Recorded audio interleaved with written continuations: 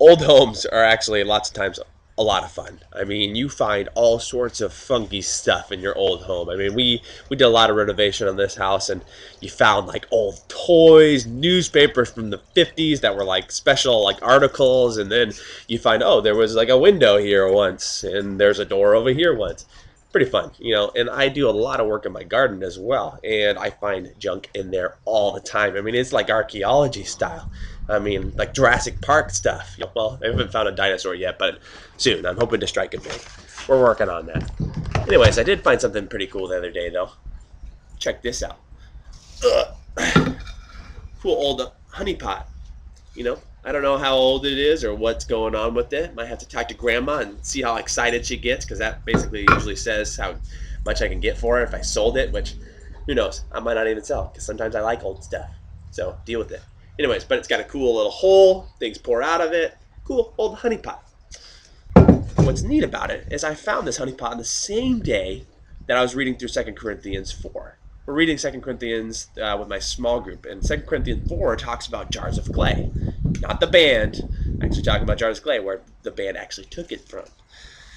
So it starts at verse 6, it says, "For God, who said, 'Let light shine out of the darkness,' made his light shine in our hearts to give us the light of the knowledge of the glory of God in the face of Christ.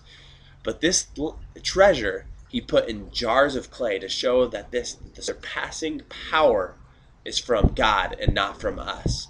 For we are hard pressed on every side, but not crushed, perplexed, but not in despair, persecuted, but not abandoned, struck down, but not destroyed."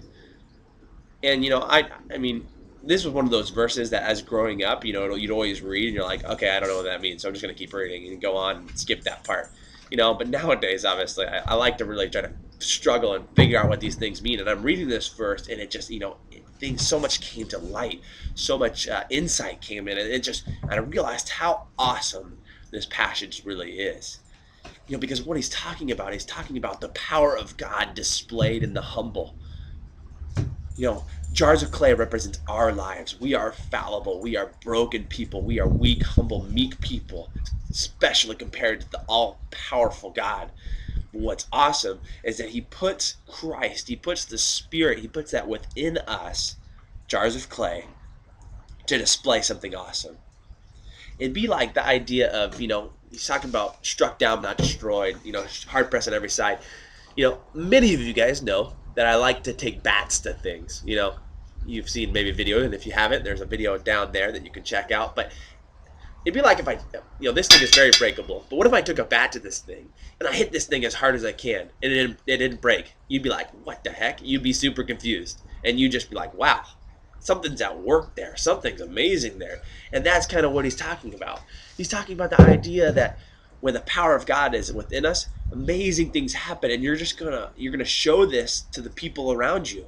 People are gonna see things and be like, well, why? This, you just had a tragedy happen in your life. Why are you experiencing joy? Why are you trusting God in this situation? Are you hurt? I mean, miracles happening, great, amazing things are gonna happen. God has used humble, weird people that you would never expect all throughout the Bible, with Paul, Gideon. I mean, just read the Bible.